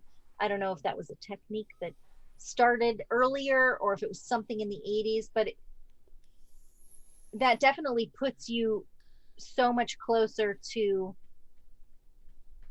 what it is they're trying to convey, and I feel like it brings you into the story, when done well, when done right, and um, helps you feel whatever it is they're trying to make you feel in the moment. Yeah, I'd agree. Welcome back, Glenn. We're talking about camera and lighting. What was your score? I gave that a 7, which I might have given a little higher, but I'm not sure. I didn't see anything overly flashy or arty or exceptional, I guess, for lack of a better term. Mm-hmm. It was very good in a serviceable sort of way, but I didn't see anything that really added or subtracted to anything. So like I gave it my solid like middle of the road 7. Yeah, I went with a 7 as well. I thought the lighting was not as good as the camera was, so like the camera probably could have got on its own a 7.5, but the lighting brought it down a little bit. There was a couple dark scenes in there that didn't need to be as dark as they were, but overall, I was a fan of the of that monster POV close up. I thought that was really fun for us to get up close and personal, and that like creep show actor staring down the pipe kind of vibe, that like really ultra super close up. So I really liked that. I thought that was a lot of fun. Finally, into editing here before we talk about our overall enjoyment of the movie. Denise, what were your thoughts on the editing? 7. I didn't have any complaints or anything to highlight, so I'm a 7. Glenn, what about you? I was at a 7 because that's usually where I start. I gave it probably more than I should have. Like I said earlier, a full point for that stupid transition I talked about earlier. I only say that because I don't know how many times you actually see editing being a like humor component. Yeah, it was like very calling, womp womp womp kind of moment. like calling out an edit to be funny. Yeah. So that I gave it a very high 8. I went with myself. I went with a 6.5. because I thought that I actually just gave it another half a point because of what you said about the editing for humor. Just because there was for me, it wasn't necessarily editing that bothered me, but occasionally the lack thereof. There were some longer shots that didn't really need to be as long as they were, and it was like, let's just get it done in one, instead of giving my eyes a little bit more to look at. But I did think it held its own in dealing with, some of the actiony stuff. But also too, like, I took away a little bit for the in-screen, green screen, blue screen transitional stuff on the TV with the monster. Some of it, like, it just looked a little wonky to me, and I guess you could have classified that under special effects, but I did it under editing. So that was a little wonky for me, but no, it was fine. Like, it didn't really bother me. Like, a 6.5 for me is still above average. So, 6.5. That's my score. On to the final metric. Our popcorn buckets are getting fuller by the second as our show comes to a close. Denise, what was your overall enjoyability score on TerrorVision here? I was back and forth. I was like 9 and then 10 and then 9.5 because I can't, even though it was a blip and it possibly dealt with there was that problematic homophobic moment. Otherwise, I loved everything else about it. It was enjoyable and silly and well acted. I loved how 80s thought everything was an explosion. Like, anything that was going to happen was an explosion, and they offered that up, and that was great. The training your monster segment. I mean, I started to like the monster. He's a puppy monster. He's a puppy pet. The sound bites, a lot of like really good sound bites from the daughter. Medusa's Midnight Horror-thon. I love that concept, and I love that they used that as a storytelling tool. Band Fam, like, we discovered that there was an EP, right? One of the other, what we assume is a brother, was an EP. We had music from a band. We had it directed and written by a band, so that's fun. I always love family projects. The minis were great. Monster was gross in the best way, and it had a message. I really enjoyed that about it. So I'm gonna stick it like a 9. I'm gonna go with a 9. Because I'm back and forth. Solid 9. Glenn, what about you? How was your overall enjoyability? I see Estonia Knights ranking an 8, a strong 8 from chat. Yeah, that's exactly what I gave it, actually. Nice. I'm mirroring a lot of what Denise said, and I assume what you're going to say, TJ. I will always love creature effects, even if they're shit. Practical creature effects. Mm-hmm. Not that I don't love CGI. I can. But even not good practical creature effects, I'll love more. It's just the way it is. I really do love campy, ridiculous horror comedy, and it's usually not very good. There's a few exceptions, and I think this is one of them. I don't have to go into what I think other ones are. I also really appreciate, and I think they probably got this because they were in public domain, but like them actually showing classic movies on the TV as they watch them, like Earth versus the Flying Saucer, which is a good point for practical effects. The one shot where the saucer flies into the Capitol building is actually really well done. They showed it in the movie, whatever. Robot Monster I love because it was a movie from the 50s that like had like $50 or some shit, and it's literally that dude in the ape suit with a space helmet on, and like they made a movie around it. Oh wow. And they showed it. I just love that they show like classic ridiculous things like that, like Roger Corman level movies where he's like, that looks like shit.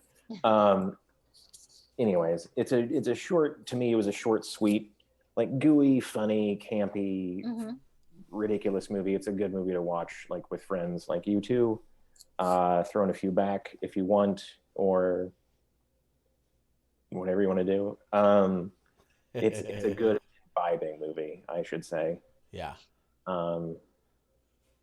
but it's not worth like ridicule. It's not like Mystery Science Theater.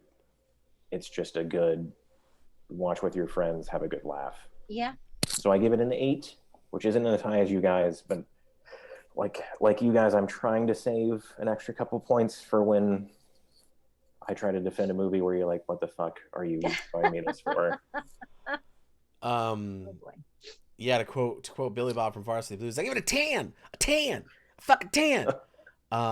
You know, I mean, obviously this was my pick, so I had to love it. And I do. It still holds up.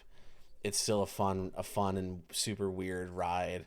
I think an imbibing movie, Glenn, is a great way to say it. Like, you're gonna laugh, you're gonna have fun because you're gonna know exactly what you're in for. You know, people go into a haunted house and they're there to get scared. You know, you watch TerrorVision exactly for the reason you watch TerrorVision. It's a pug. It's so ugly it's cute. You know what I mean? Like, it's that kind of vibe. And epic going with a strong 9. Appreciate that. Yeah, you know, so it was a 10 for me. It's got fond childhood memories. It's got fond childhood memories. It's got a strong connection to my horror roots, and ultimately respect to anyone who does horror comedy. It's such a fucking difficult genre to pull off because comedy itself is an incredibly hard genre to make. When you inject horror into that, it just doubles the challenge. So respect to the band clan. Strong 10 from me. And yeah, overall, so we got totaling up our scores.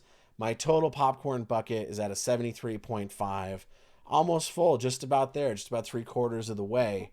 And, you know, awesome time. But again, that's where you see that enjoyability factor coming in, you know, where that score can really help move things along. Cause, you know, a lot of average scores throughout my process, but to give it a 73.5, that definitely came in handy with the enjoyability factor. Denise, what was your total for the 76.5.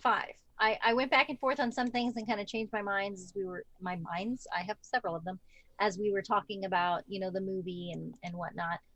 So yeah, 76.5 for me. And yeah, it was amazing because I barely remembered anything about it. Honestly, I mean, we had to have watched this before, but I didn't remember it at all. And I watched it and I was enjoying it and I was surprised by things. And I wasn't, you know, that's why overall I gave it such a high score because I was like, oh, wow. Well, you know, I wasn't checked out of it at all. mm-hmm. Which was good. So strangely engaging film. Yes. Society will not be next. We are going to cover it at some point, but Society will not be next. You've ruined Epic.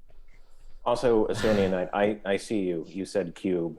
Good fucking call. Oh, dude, Cube is so good. Excellent. Oh, Cube is such a good movie. Fuck, I love Cube. Cube 2 is pretty good too. It is. Maybe we'll get on that. Oh. Yeah, hey, everybody's got some picks to do. Glenn, how about you? Where's your bucket at? How full are you?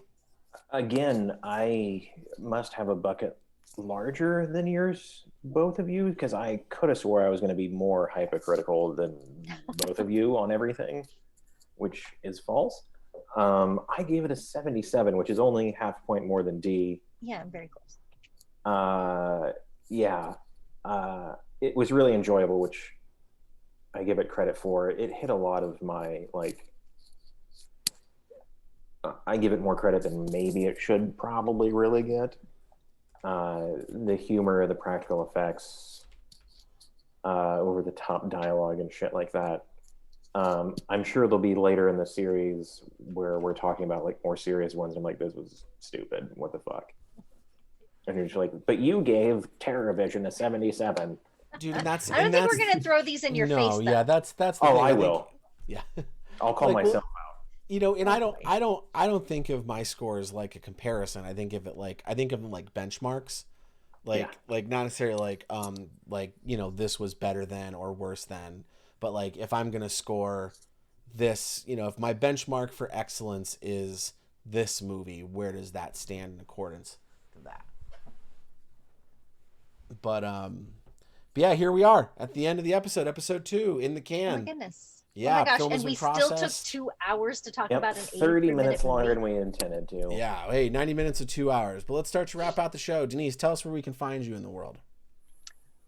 You can find me on Twitter, Instagram, and Twitch at Denise Pantoja. My name's spelled there in chat. It's very exciting. I am starting a TikTok. Not much is going on there yet, but it's called the Demogorgon.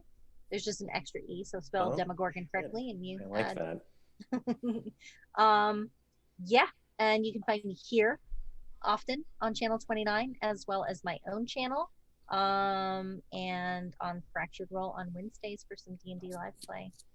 Glenn, what about you, man? Where can we see you on the internet? I am not great about it. You can find me on Instagram. It's Glenn with 2 N's because that's how it's spelled. _ Akers, Akers, which is phonetic, and another underscore because too many humans. He takes Hashtag beautiful vandalism, food right. pictures. Fair warning, it's all food and like a few things of where I've been. And during quarantine, sometimes I'll post what I'm watching. I did just start a Twitter, but I literally have no followers. Why didn't you tell me? What are you? Oh, what we is... got to get out there and follow Glenn. Everyone go follow Glenn. It's exactly the same name I have here on Twitch, which again, not a huge presence. It's Odd Movie Master. Odd Movie Master. Which to me is weird that both of those were available. And if you want a little insight, that was my original email address that I don't have anymore. Hilarious. Classic Glenn. Well, I'm TJ Rotell. You can find me at TJ Rotell, wherever popular internets are sold. And yeah, thanks for being here, everybody. Don't forget, let's see, it's Friday night, so tomorrow night we will not have This Show is Cursed. Your regularly scheduled This Show is Cursed will not be airing as planned. What we are going to have is an entire season 1 This Weekend is Cursed marathon, all 12 episodes from season 1, back to back to back. First 6 Saturdays, back 6 Sunday. Check the socials for what time we'll be getting started on that. So that'll be really exciting, and then we'll be back with some brand new This Show is Cursed next Saturday. Beyond that, we've got Monster of the Week Monday nights at 8 p.m. Eastern. Dead by Daylight Wednesday nights, 7:30 Eastern. Bonus rounds been pretty regular Thursday nights at 9 Eastern. And as always, Blood and Popcorn here on Channel 29, 10 p.m. Eastern. Denise, Glenn, thank you for being here. Chat, thank you for being here and for playing along and for watching these crazy movies. Epic, I'm so sorry you went through society all alone. So sorry. Bless your heart. I hope it didn't scar you too bad. It is also one of my favorite movies. I'm a super weird dude. But be with you. Yeah. But yeah, man, until we see you guys next time, take care of each other, take care of yourselves, and make the world a scarier place if you can, but only in the right kind of way. Don't That's right. Not like in the bad way. Yeah, like not with CG, with practical effects. So next time. Good night, everybody. See you next time. Goodbye.